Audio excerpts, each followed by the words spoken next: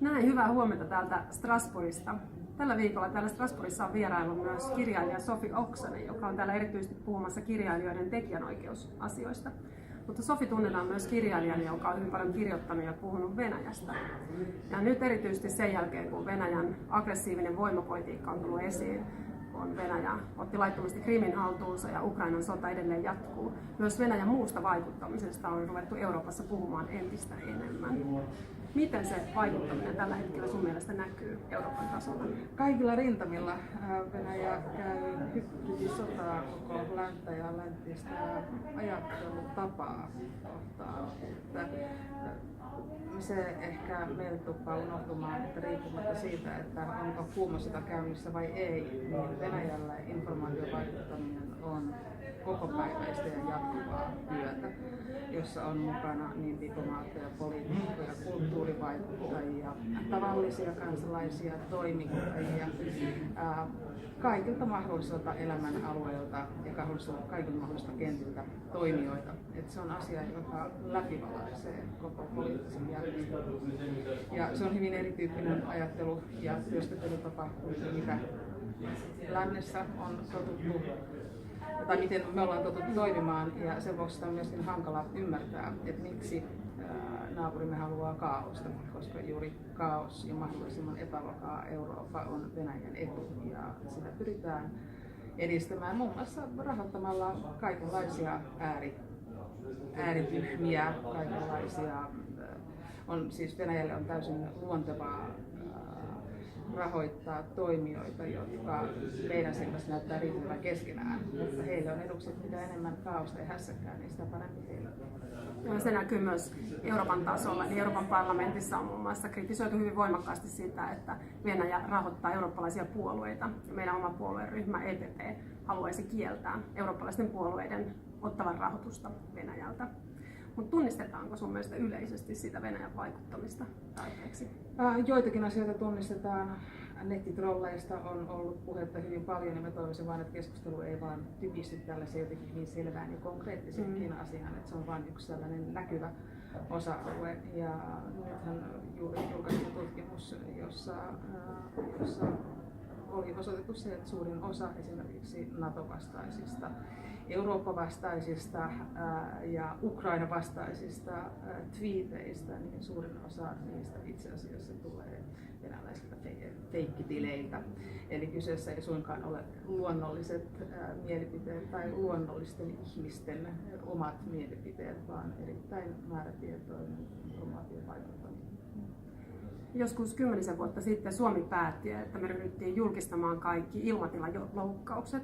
Uskotko, että se auttaisi paremmin tunnistamaan ja reagoimaan Venäjän vaikuttamisyrityksiin, jos näitä tuotaisiin enemmän julkisuuteen? Ihan ehdottomasti kyllä.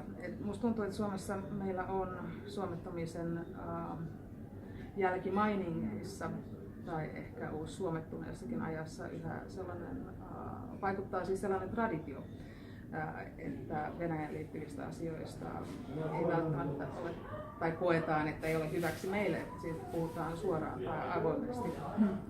Ja olen varsin varma siitä, että Venäjä ei hämmästyisi siis, tai hermostuisi asiasta. Ja tämä hermostuminen on se, jota meidät on jotenkin opetettu pelkäämään.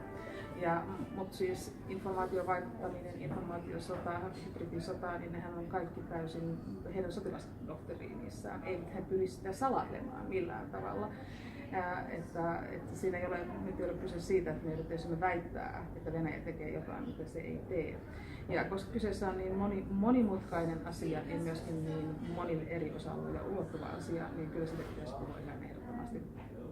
Myöskin riisua sitä mystiikkaa, joka asiaan liittyy. Että kyseessä ei ole mikään taikatemppu tai luuloasia, vaan konkreettisia toimenpiteitä, joita edistetään. Ja kyllä niistä siis kannattaa puhua kansalaisille. Myöskin siksi, että se vaikuttaminen tunkeutuu myös kansalaisten arkielämään. Miten sä itse näet Venäjän kehityksen tästä eteenpäin? Uskotko, että me pystyttäisiin vahvistamaan Venäjällä demokratiakehitystä, jos me pystyttäisiin solmimaan suhteita sikäläiseen kansalaisyhteiskuntaan, tutkijoihin, tavallisiin kansalaisiin toimittajiin?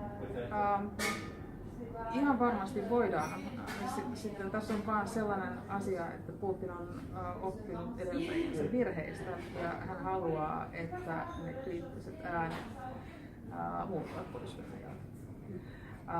Et siinä mielessä niin kun meidän pitäisi olla ehkä enemmän kiinnostunut Venäjän ulkopuolella asuvista emigrantiyhteisöistä, myöskin Suomen venäläisistä, kaikista venäjänkielisistä Venäjän ulkopuolella, koska sieltä on lähtenyt niin valtavat määrät toimittajia, kirjailijoita, taiteilijoita, toisinajattelijoita ja monenlaisia toimijoita, jotka voivat olla Venäjän tulevaisuus.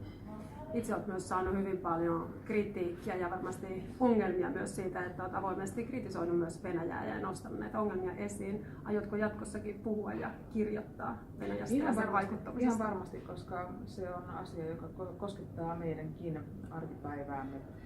Ja Suomella ja Virolla asia on yksinkertaisesti äärimmäisen tärkeä.